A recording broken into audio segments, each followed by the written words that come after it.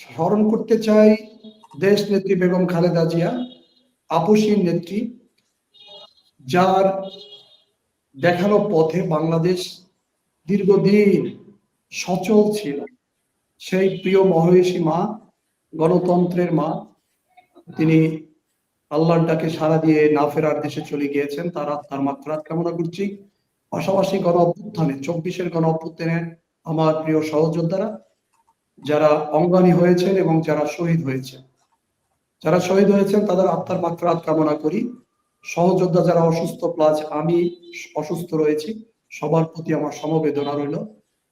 আপা, আপনাকে ধন্যবাদ জানাই। মাঝে মধ্যে আপনি আমাদেরকে স্মরণ করেন, দেশের পরিস্থিতি জানার চেষ্টা করেন, আমরাও অনেক কিছু বোঝার চেষ্টা করি আপনার সাথে। আপা, সবচেয়ে দুঃখের কথা একটি জানাচ্ছি যে আমরা গণ অভ্যুত্থানে অংশগ্রহণ করেছি, আমরা যোদ্ধা, এই শব্দটা আসলে কতটা পবিত্র একবার কল্পনা করে দেখুন। যে আমরা যখন যুদ্ধে ঝাঁপিয়ে পড়েছিলাম দল মত নির্বিশেষে, এবং ছাত্র জনতা সবাই মিলে আমরা যুদ্ধে ঝাঁপিয়ে পড়েছিলাম। আমাদেরকে যারা ডাক দিয়েছিল বা আমাদের যারা নেতৃত্ব দিয়েছিল, সেই নেতৃত্ব দানকারী যে ব্যক্তিগুলো ছিল, সেই ব্যক্তিগুলো হচ্ছে কোনো না কোনো দল থেকে সাপোর্টিং এ আসছিল, কিন্তু চেয়েছিল দেশে একটি গণতন্ত্র ফিরে আসুক। এখন আমার মনে কি আছে, আপনার মনে কি আছে, একমাত্র আল্লাহ তাআলা সুবহানাহু ওয়া তাআলা তিনি জানেন।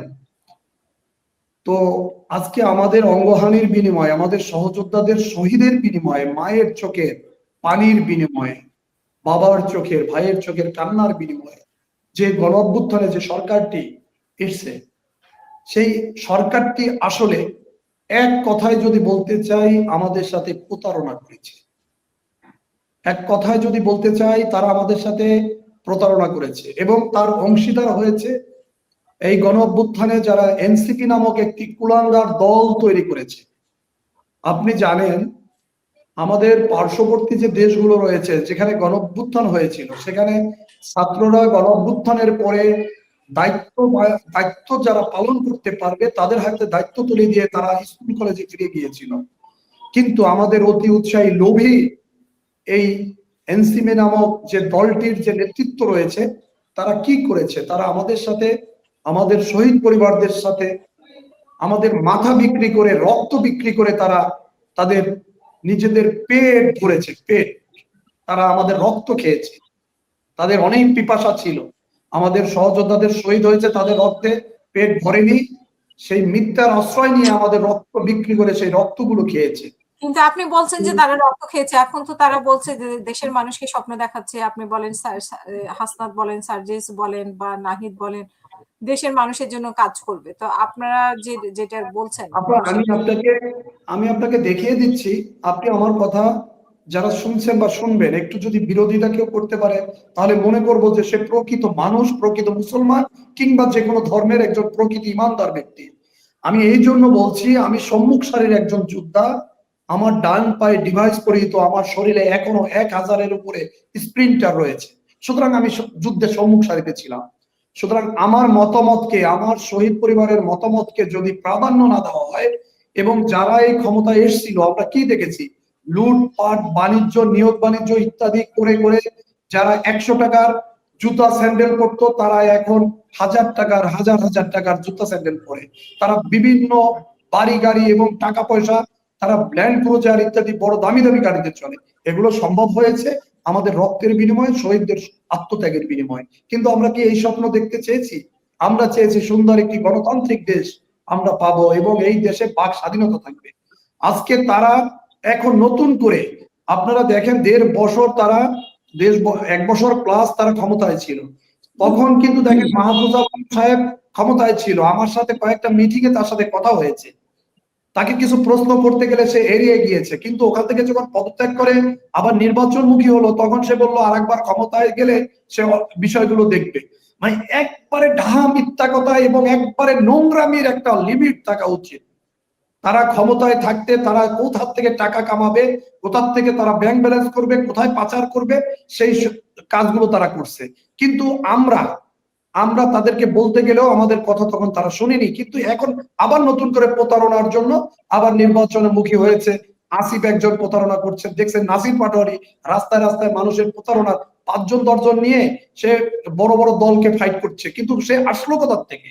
সে তো আসছে এই শহীদ পরিবারের রক্তের বিনিময়ে, সে তো আসছে আমার এই অঙ্গহানির বিনিময়ে, কিন্তু আমাদের কথা শুনলো না। তার মানে তারা একদম অরিজিনাল একটা প্রতারক, একবার নির্জন থেকে তারা অরিজিনাল প্রতারক, কারণ আমাদের রক্তের বিনিময়ে তারা এই নতুন বাংলাদেশে। তো সুতরাং যে ছেলেটি রাস্তায় ধরেন ছোট্ট একটা চাকরি করতো পড়াশোনার শেষে, কিংবা সে অন্য কোনো ব্যবসা বাণিজ্য করতো, সে উপদেষ্টা হয়েছে শহীদ এবং আহতদের রক্তের বিনিময়, সে এসে এই 1.5 বছরে করেছে প্রতারণা। এখন যদি তারা হাফেজ হয়ে যায়, আলেম হয়ে যায়, তাদের মুখ থেকে সুন্দর সুন্দর কথা আসে, তাহলে আমরা কি সেটা বিশ্বাস করব? একদমই না। কারণ একজন খাঁটি মুসলমান ইমানদারের এটা কখনোই সম্ভব না, আমাদেরকে ভুল বুঝানো আর সম্ভব নয়। সুতরাং আমাদের এখন করতে হবে যেটা, সেটা হচ্ছে, আমি পারবিন আপার সূত্র ধরে, কথার সূত্র ধরে একটি কথা বলি, কেউ অস্বীকার করতে পারবেন না বিএনপির যিনি চেয়ারপারসন ছিলেন আমাদের দেশ নেত্রী বেগম খালেদা জিয়া, তাকে সর্বস্তরের মানুষ ভালোবাসে গণতন্ত্রের জন্য। তার সন্তান যে সিদ্ধান্ত নিবেন সেটাই এই বাংলাদেশের মঙ্গলের সিদ্ধান্ত। আজকে দেখুন আমাদের দল, ধরেন বিএনপির কোন সাপোর্টার যদি একটি কথা বলে, সেই কথাকে আমরা মূল্যায়ন করব না। আমরা ইতিমধ্যে দেখেছি যে আমাদের মহাসচিব গণভোটের ব্যাপারে তিনি একটি কথা বলেছেন যে গণভোটে হ্যাঁ হতে পারে, কারণ সংস্কার প্রয়োজন। আমরা কিন্তু সেই সংশোধনের দিকে যাচ্ছি। আমরা রিসেন্টলি কোনো একটি ভালো উদ্দেশ্য এবং ভালো সূরা হয়তো দল থেকে বিবৃতি পাবো, কিন্তু এই বিএনপি ছাড়া এই বাংলাদেশ এটা একটি আগ্রাসনের ভূমিকায় চলে যাবে। যদি বিএনপি না দাঁড়ায়, এই বৃহৎ দলটি না দাঁড়ায়, আমাদের কোনো অস্তিত্ব থাকবে না, এটা আমাদের বুঝতে হবে। এই বিএনপিকে দোষারোপ করার জন্য, এই বিএনপিকে ছোট করার জন্য একটি স্বার্থান্বেষী মহল, তারা এই এনসিপির ছোট ছোট বাচ্চারা এই 1.5 বছরে মুখে তো কোনো লাগাম এই পর্যন্ত দেখলাম না, একবারে মুখে লাগাম কোনো ছিল না, এত বিচ্ছিরি বিচ্ছিরি মন্তব্য করছে, কিন্তু লাস্ট পর্যন্ত দেখুন তারা যার সাথে জোট করেছে সেখানে তাদের 10টি সিট দেয় না। এবং দেখতেছি তারাই বলতেছে যে এদের শুধু ইউটিউব আর ফেসবুক ছাড়া কোনো সমর্থক নাই। সুতরাং এই যে ব্যক্তিগুলো, এই ব্যক্তিগুলোর যদি আমরা ভরসা করি তাহলে আমরা আবার মারা পড়বো। সুতরাং আমাদের কি করতে হবে? আমাদের করতে হবে, গণতান্ত্রিক যে দেশ, গণতান্ত্রিক এই দেশে যদি আমরা বেঁচে থাকতে চাই, এই বিএনপিকে সাপোর্ট করা ছাড়া কোনো বিকল্প নেই। এখন আমি বিএনপিকে সাপোর্ট করব, আপনি কেন করবেন? আপনি করবেন এই জন্য যে আমার প্রিয় নেত্রী এই দেশ ছেড়ে এত ভোগ বিলাসিতা সে পেত, সে বাহিরের রাষ্ট্রে অনেক আরামায়েশে থাকতে পারতো, কিন্তু বৃদ্ধ বয়সে সে জেলখানায় ছিল এই দেশের জন্য, সন্তান হারিয়েছে এই দেশের জন্য। সুতরাং আমরা শুধু এতটুকুই বলতে চাই, দেশের জন্য, গণতন্ত্রের জন্য আমাদের সুবুদ্ধি উদয় হোক এবং আমাদের সঠিক সিদ্ধান্ত নেওয়া প্রয়োজন। আমাদের মূল বক্তব্য হচ্ছে, ভারপ্রাপ্ত চেয়ারম্যান যিনি ছিলেন, এখন বর্তমানে বিএনপির চেয়ারম্যান, তিনি একজন যখন কথা বলেন তার কথা বৃদ্ধ বনিতা ইয়ং জেনারেশন মন দিয়ে শুনে, কারণ তার ভিতরে স্বপ্ন যেমন তিনি দেখেন, তিনি বাস্তবায়নের জন্য রোড ম্যাপ দিয়েছেন। এই রোড ম্যাপ গুলো যদি আমরা পুঙ্খানুপুঙ্খভাবে বিশ্লেষণ করি, তা আমার একটি মানুষ বেঁচে থাকতে গেলে তার যা প্রয়োজন সেটা সে করে যাবে। কারণ এই বাংলাদেশ আগের বাংলাদেশ নয়, এই বাংলাদেশ আওয়ামী লীগের বাংলাদেশ নয়। এই বাংলাদেশ তিনি বিনির্মাণ করবেন, এমন স্বপ্নে রূপান্তরিত করবেন যে আপনার যেমন একটি স্বাধীনতা রয়েছে বেঁচে থাকতে গেলে, আমার যেমন একটি স্বাধীনতা রয়েছে, এই শহীদ পরিবারের যে মর্যাদা রয়েছে, আহতদের যে মর্যাদা রয়েছে, এটি তিনি বাস্তবায়ন করবেন। আমাদের XYZ কোনো নেতা কি বললেন না বললেন, ডোন্ট কেয়ার, তিনি কিন্তু তার সিদ্ধান্তে অটল। সুতরাং আমরা একটু অপেক্ষা করি, কি করেন সেটাই হচ্ছে দেখার ব্যাপার। উনি কি করেন, বা জামাতের আমির কি করেন, বা অন্য দলের নেতারা, মেইন নেতারা কি করেন, সেটা দেখার বিষয়। কারণ এখানে তো সব দলেরই নেতা কর্মী আছে অনেক, একজন একজন করে ধরলে তো সবার কথা না। আর তাছাড়া পারমিন আপা, আমি জানি না, এরকম কোনো কিছু আমার চোখে পড়ে নাই যে জুলাইকে অস্বীকার করেছে, কারণ ওনারাও তো জুলাইয়ের অংশ, মানে ওনারাও তো জুলাইতে ওনাদের নেতা কর্মীরাও ছিল বিএনপি। না, একটি মহত্ব দেখেন আপা, আমাদের বিএনপির বানানো হয় অনেক বক্তব্য, সেরকম কিছু হতে পারে হয়তো, কিন্তু আমাদের একটি মহৎ বিষয় দেখেন আপা, আমাদের বিএনপির ভারপ্রাপ্ত চেয়ারম্যান যখন ছিলেন তিনি তাকে মাস্টার মাইন্ড বলা হয়েছিল। তিনি উপাধিটা সাধারণ জনগণের উপরে দিয়েছিল যে না আমি মাস্টার মাইন্ড না, এদেশের মাস্টার মাইন্ড হলো ছাত্র জনতা গণ অভ্যুত্থানের সাধারণ মানুষ। সুতরাং তিনি কৃতিত্ব নিতে চান না। তার যা পাওয়ার, তার পিতা ছিলেন দেশের রাষ্ট্রপতি, তার মা ছিলেন 3 বারের প্রধানমন্ত্রী, তার এই দেশে লুটপাট, তার এই দেশে কোনো চাওয়া পাওয়ার কিছু নেই।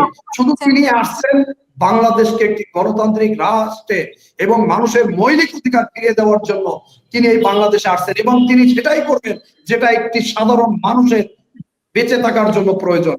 ধন্যবাদ আপা। সালাম। এখন হচ্ছে যে মানে মানুষ কাকে বিশ্বাস করে দিবে সেটাই হচ্ছে বিষয়। আর জুলাইয়ের মাস্টার মাইন্ড আমার মনে হয় যে আপনারা, মানে আপনারা যারা আহত নিহত পরিবার, আপনারাই হচ্ছেন জুলাই। এখন অমুকে জুলাই যোদ্ধা, তমুকে জুলাই যোদ্ধা, আমরা দেখতেছি হাজার হাজার কোটি কোটি জুলাই যোদ্ধা, কিন্তু আসল যোদ্ধা তো আপনারা। ওই 20,000 আর আপনারা 1400 বা আপনাদের 1800 পরিবার এখন আপনারা একসাথে আছেন।